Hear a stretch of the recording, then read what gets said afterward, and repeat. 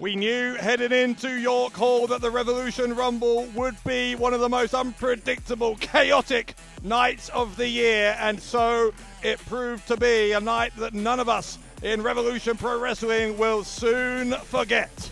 And indeed, one of the longest lasting memories perhaps will come from the opening contest of the night, just 8 days removed from an unlikely victory in the British J-Cup.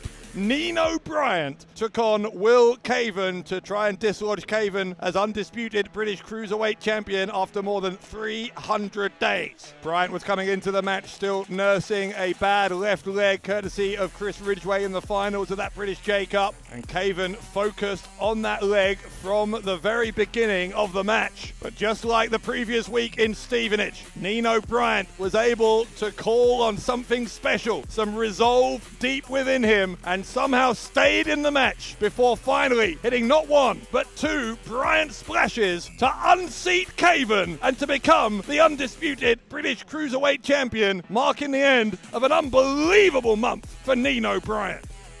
Ever since Kanji lost in her match against Mercedes Moné for the undisputed British Women's Championship at high stakes back in April, you get the impression that Kanji has been plagued by doubts about whether she let people down, doubts that were exploited by Emerson Jane. And with the competition to be the next challenger for Mercedes Moné as hot as ever, it was vital that Kanji made things right by defeating Jane here in East London, which in the end is exactly what she did. The tap-out victory for Kanji as she secured the win and marches on into this ever busy summer for RevPro.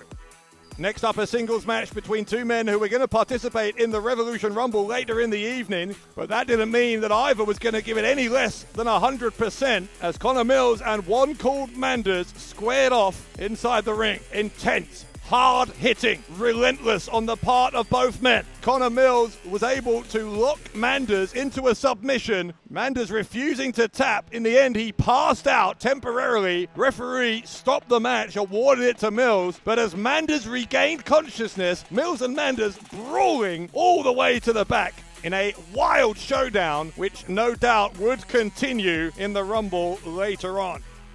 And so we came to the no disqualification match for the undisputed British Tag Team Championships. This one threatened to get ugly. Weapons brought immediately into the match. Multiple competitors bleeding. And yet, time and time again, these two teams kept on going until finally the Young Guns did enough to keep their opponents down and prove their dominance at the top of the tag team division. A fight for the ages, so much so that the Young Guns even showed a measure of respect for their opponents after the match concluded.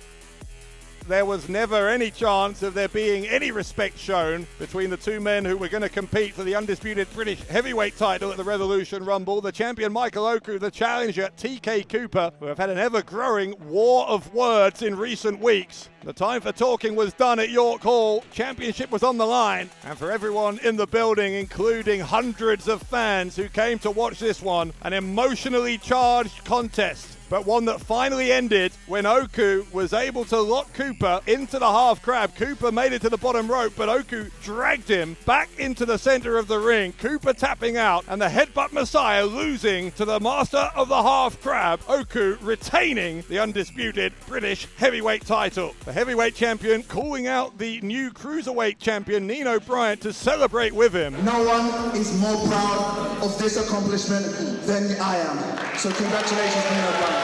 The celebrations, though, interrupted by Ricky Knight Jr. taking down both the heavyweight and cruiserweight champions who had to be assisted to the back after those heinous actions.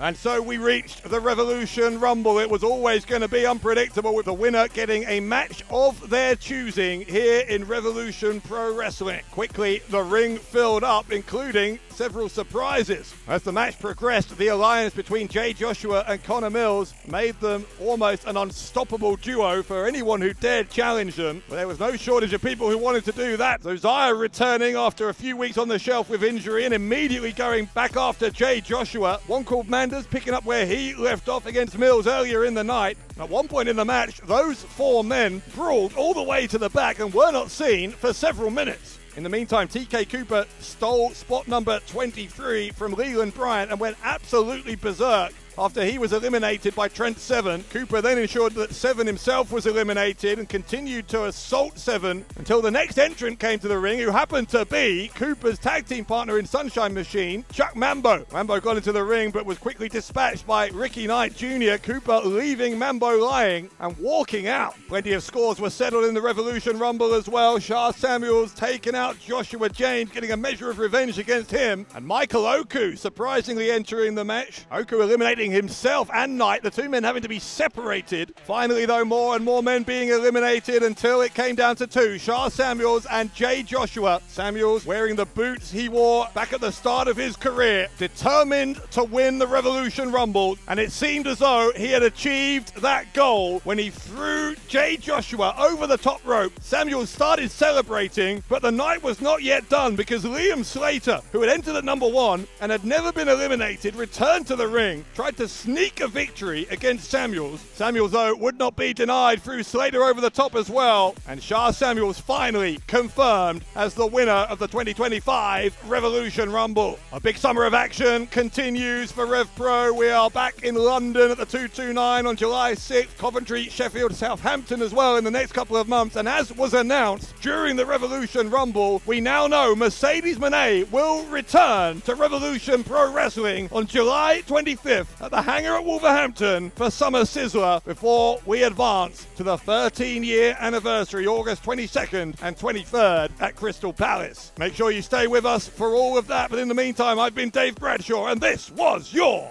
RevPro Recap.